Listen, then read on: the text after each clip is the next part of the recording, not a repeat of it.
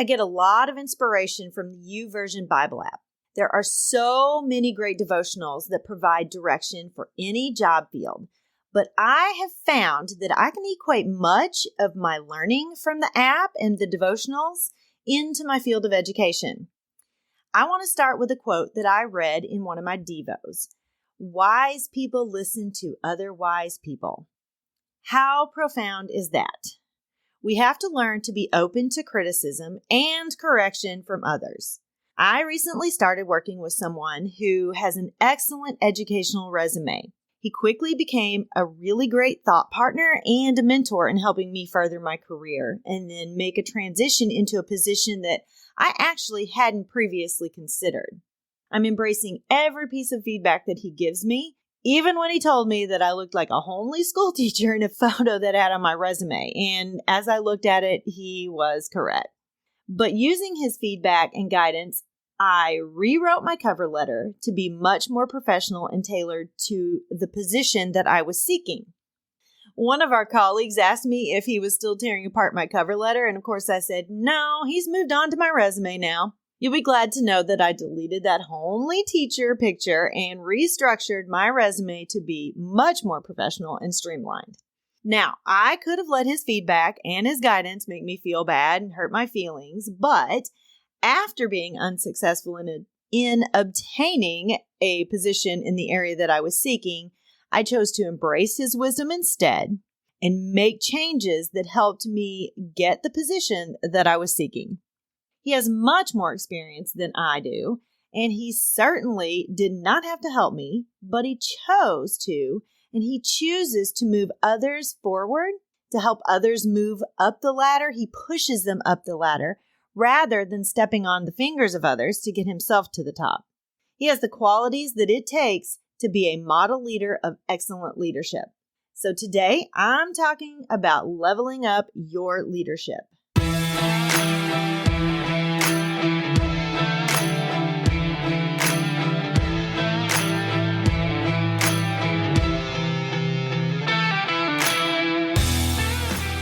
Hi, friend. Are you ready to move into a leadership position? Do you have interests and ambitions that you want to pursue, but feel like you don't know how to take that next step? Maybe you want to start your own coaching or consulting agency. I'm Mel, and I help educators define their career path through correct mindset, knowing your options, and getting prepared for your career transition. I will show you how to level up your leadership skills, share your expertise in a new way, create impact on a larger scale, and put your leadership in motion. As an educator for over 20 years, I started to feel underused and like I had more to give. I knew when the time had come for me to leave the classroom and affect change on a larger level.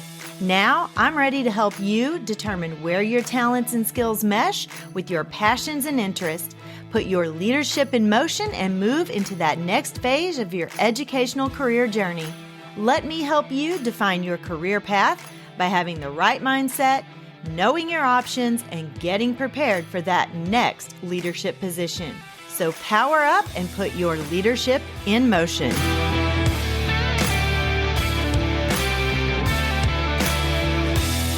What are some things to consider when leveling up your leadership? There are a ton of things that you should think about, but I'm going to talk about 3 specific things today. Number 1, your ambition. You should have a strong ambition, which leads you to different opportunities, especially in leadership and in promotion if you are in a leadership position already. Are your ambitions others-focused or are they self-focused? Let's think about this. When you take a photo, you face the camera outward and you focus on other people and objects that are in front of you, correct? Well, when you take a selfie, you are facing the camera toward yourself.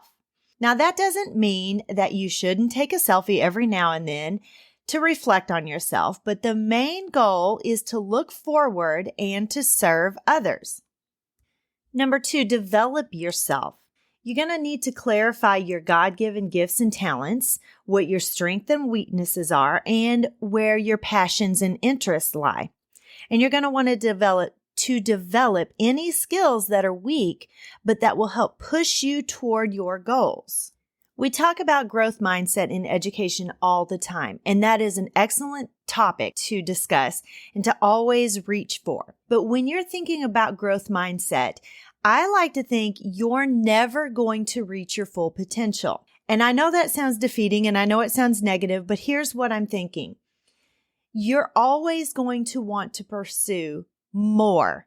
So never think, oh, I'm there. You are never going to get there. You can always be more. You can always do more. You can always learn more. And that's where that growth mindset comes in my opinion. You are never going to be the best at no matter what it is you are doing. If you are a superintendent, you can always learn something new. You can always develop your skills further. If you're a principal or an instructional coach, no matter what it is, you are never going to reach your full potential because there's always something more that you can do and learn. So seek out those opportunities to develop those skills in the area in which you want to move into. If you are a classroom teacher and you want to move into instructional coaching, then start learning about instructional coaching. Watch YouTube videos, take a course, learn, practice, talk to your principal, and see if there are opportunities to mentor someone who is less seasoned than you. If you're ready to move into a principal position, start looking for opportunities to grow your skills as a principal. Talk to your current principal and see if there are things you can do to show your leadership, to strengthen your leadership. And number 3, know your purpose. You are called, my friend, to be what God has predestined you to be. You are called to use the gifts and talents that God has given you, and He expects you to use what He's given you to further where He is wanting you to go. He has specific plans for you, and He expects you to develop those skills so you can do the plans that He has already determined for you. Now, He has given you your interests and passions, and He lets you choose what you want to do, but He's already predetermined where you're going to go. So education, He has predetermined I'm going to be an educator. Now He gives me freedom to do what I want to do in education. And He lets me develop my own interests and my own passions. Now He still directs my path. So I want to be a consultant and a coach, and He has given me that desire. I have that interest, but He is helping me to develop and to get to where I want to be in that. And you are called to be a catalyst for change. You are to be a change agent for good. So be humble without pride and look for those opportunities to do good, to grow yourself and grow others. Your purpose is also to respond rather than to react to situations. When we respond, we are very calm. We're very thoughtful in our answers and our movements, our actions. But when we react, it's usually without thought, without calmness. We're sometimes flustered. We make rash decisions. So always respond rather than react to any situation. And be a force for unity. That is the sign of a good leader, when you are a force for unity rather than disunity. So have a spirit of forgiveness and let others see that. Accept responsibility and say, I'm sorry.